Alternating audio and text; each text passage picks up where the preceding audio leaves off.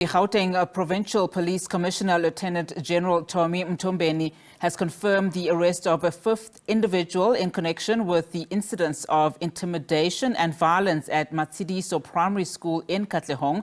This arrest follows the earlier detention of 4 suspects believed to be involved in the incident.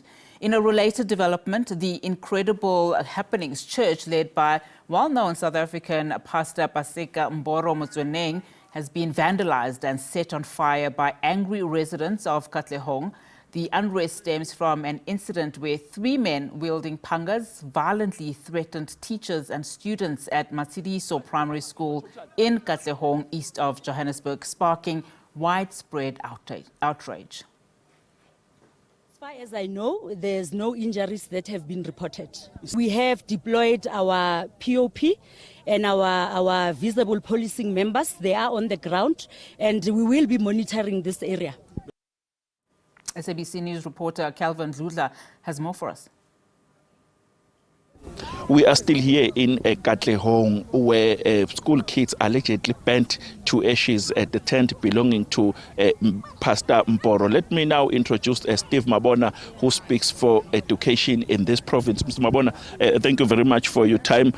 We saw you with other officials here trying to see what exactly happened. What happened today?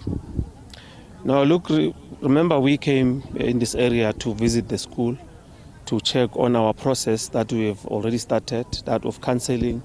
And the counseling process for the learners started smoothly. And the only one that we are still going to do tomorrow is the one for the employees. And we will just make sure that we continue with that. And when we check on the process of curriculum delivery was not disrupted. Learners managed to be in a classroom while they were being cancelled, and during break they managed to go and eat, as we are providing nutrition at that school. And we heard that this church is burning, allegations that probably some of might have been seeing learners here, but they will leave it to the police to conduct their investigation and just discourage anything that want to take law into our own hands. We need to discourage that, because we can't be banning things because there's a challenge that we are facing in a school or in the community, because police are there, the authority is there to investigate, because we opened the case on this matter last night, and the police reassured us that they will investigate, and in their investigation, if they have enough evidence for them to arrest, that's what they will do.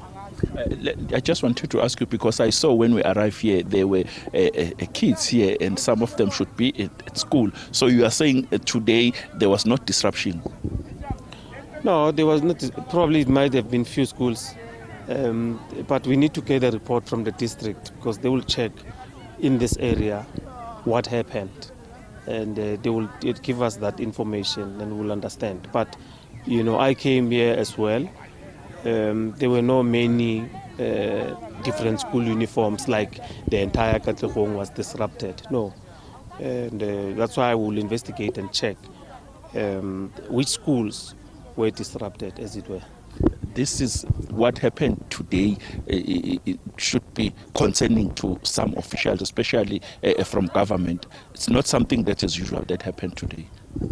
Definitely. I mean, you will understand that it's a church. There are people that rely on the church for for their own reasons, and that's why we are saying we don't need to take laws into our own hands, because us as a developmental institution, we nurture skills, we teach children on how to behave.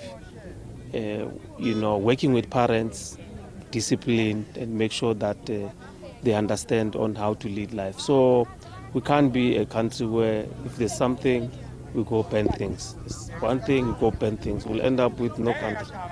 So is there any message that you are going to communicate to your students from now on after this incident? No, we've been communicating to the community at large, the school community, be it parents, be it anyone that will want to disrupt schooling. It's something that we discourage, because this is a critical time. You'll remember that, most schools have started with examination. We came back now in term 3, and the preliminary examination will be starting for the grade 12s, which is probably next week or so. So we don't really need disruptions at all.